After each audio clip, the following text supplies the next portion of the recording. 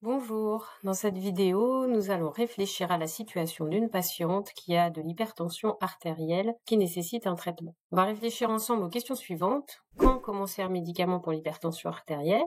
Quel médicament proposer? Quel objectif tensionnel sous traitement? Alors encore une fois, l'hypertension artérielle, c'est un problème très fréquent en médecine générale. Mais aussi fréquent cela soit-il, ça me semble aujourd'hui encore compliqué, ce d'autant que les recos ne sont pas hyper adaptés à la médecine générale, je trouve. L'objectif de cette vidéo est donc de proposer quelques repères simples pour notre pratique. Je vous rappelle que cette vidéo fait suite à deux autres vidéos, l'une sur le diagnostic de l'hypertension artérielle et l'autre sur le bilan initial en cas d'hypertension artérielle. Aujourd'hui, nous allons parler d'une patiente qui présente au cabinet une hypertension artérielle mesurée à plusieurs reprises à 15-10 mm de mercure. Quand je regarde les consultations précédentes, ses pressions artérielles ont tendance à toujours être un peu élevées. Cette patiente a 66 ans, elle vit seule, elle est retraitée depuis quelques mois, elle a comme principaux antécédents un épisode de crise de goutte, une apnée du sommeil qui est maltraitée parce qu'elle ne supporte pas l'appareil la nuit, un tabagisme actif entre 6 et 8 cigarettes par jour. Elle pèse 76 kg pour 1,67 m, ce qui fait un BMI à 27. Alors, d'après ce qu'ont montré les évaluations des médicaments dans l'hypertension artérielle, les bénéfices d'un médicament sont francs si la pression artérielle est supérieure à 160-100 mm de mercure de manière répétée au cabinet. Après, plus il y a de facteurs de risque d'accident cardiovasculaire, plus le traitement peut se justifier pour des pressions artérielles plus basses.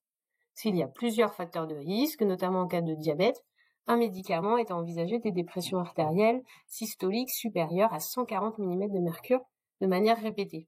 Alors pour cette patiente, ces facteurs de risque sont son âge, le fait qu'elle soit en surpoids, son tabagisme actif et le fait qu'elle ait une apnée du sommeil.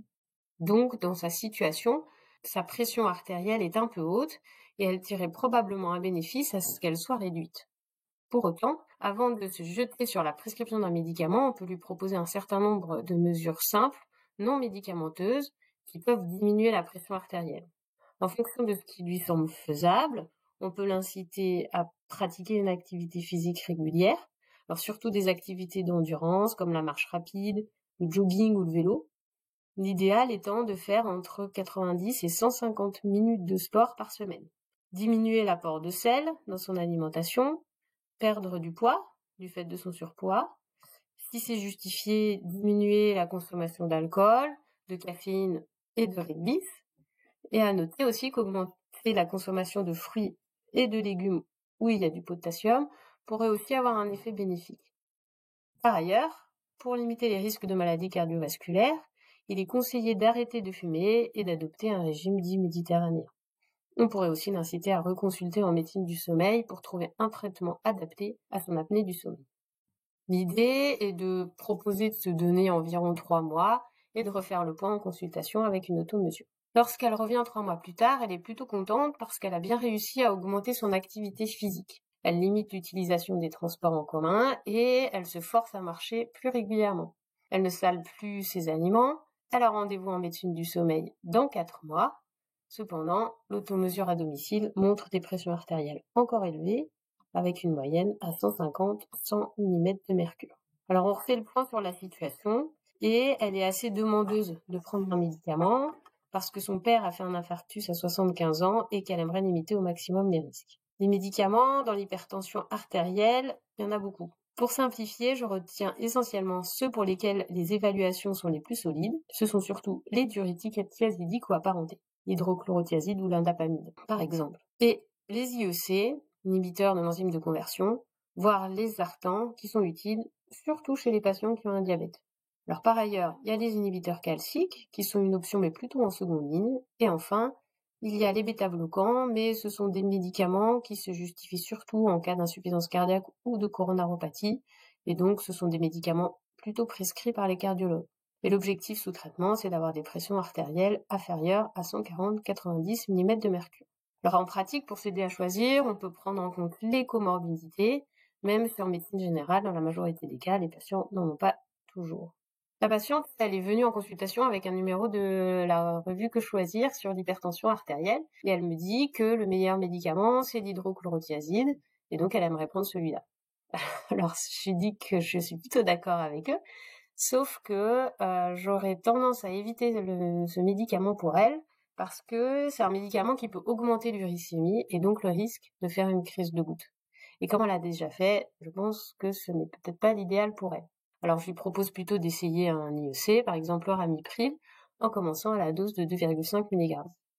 Comme les IEC peuvent favoriser la survenue d'une insuffisance rénale, d'une hyponatrémie ou d'une hypercalémie, le mieux est de surveiller avec une prise de sang de contrôle à faire au bout de 1 mois.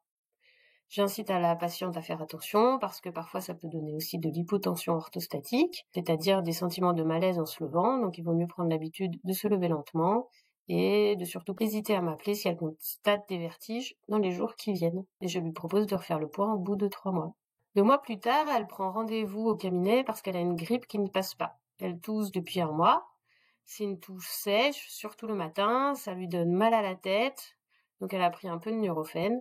Son examen est strictement normal, notamment l'auscultation pulmonaire est parfaite.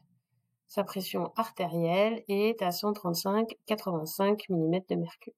Alors, dans les effets indésirables fréquents des IEC, il y a la toux et je crains que ce soit un effet indésirable de son ramipril.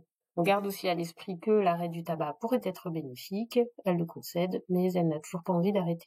Pour tester l'hypothèse de l'effet indésirable du médicament, je lui propose d'en essayer un autre, un Zartan, on va essayer le Valsartan par exemple, à 80 mg, et on verra comme ça si la toux s'améliore. Et je lui explique aussi que du fait de ces médicaments pour la tension, il vaut mieux éviter de prendre des anti-inflammatoires, le Nurofen qu'elle a pris pendant ses maux de tête, parce que cela peut provoquer une insuffisance rénale aiguë. Le traitement a été plutôt bien toléré et depuis, la pression artérielle est bien contrôlée. Alors, si la question du traitement de l'hypertension artérielle peut paraître plutôt basique, la réponse ne l'est pas tant que ça, parce que les seuils à partir desquels proposer un médicament, le temps qu'on peut se donner pour évaluer l'impact des mesures hygiéno-diététiques sur la pression artérielle, les méthodes d'estimation des risques cardiovasculaires diffèrent beaucoup selon les recommandations. Mais j'étais amenée à me repencher sur la question suite aux publications, il y a quelques semaines, des nouvelles recommandations, notamment de l'American Heart Society. Et ces recommandations m'ont à nouveau paru assez agressives pour notre pratique de médecine générale, puisqu'elles incitent à instaurer une bithérapie d'emblée des dépressions artérielles à 140-90 mm de mercure, voire 130-80 mm de mercure en cas de risque cardiovasculaire. Après, de manière pragmatique et assez consensuelle, l'objectif de ces traitements, c'est de diminuer les risques de maladies cardiovasculaires. Plus le nombre de facteurs de risque est important, plus il y a de chances que les médicaments hypotenseurs soient bénéfiques pour le patient. Les objectifs tensionnels devant tenir compte, en contrepartie, des fragilités éventuelles des patients et des risques d'effets indésirables des médicaments. Alors en médecine générale, on voit des patients plus tôt, le plus souvent ils n'ont pas d'autres problèmes que l'hypertension, et surtout on a la possibilité de les voir régulièrement pour trouver le traitement minimal efficace. Et je vous résume en gros ma pratique. Les médicaments, ils se justifient surtout quand la pression artérielle est supérieure à 160-100 mm de mercure, et il est cependant pertinent de tenir compte du contexte et des autres facteurs de risque cardiovasculaire. Plus il y en a, plus il est pertinent de commencer un traitement avec des pressions artérielles, notamment supérieures à 140 mm de mercure de systolique. Sous traitement, les objectifs de pression artérielle, c'est d'être inférieur à 140-90 mm de mercure, voire 130-80 si la tolérance des médicaments est bonne.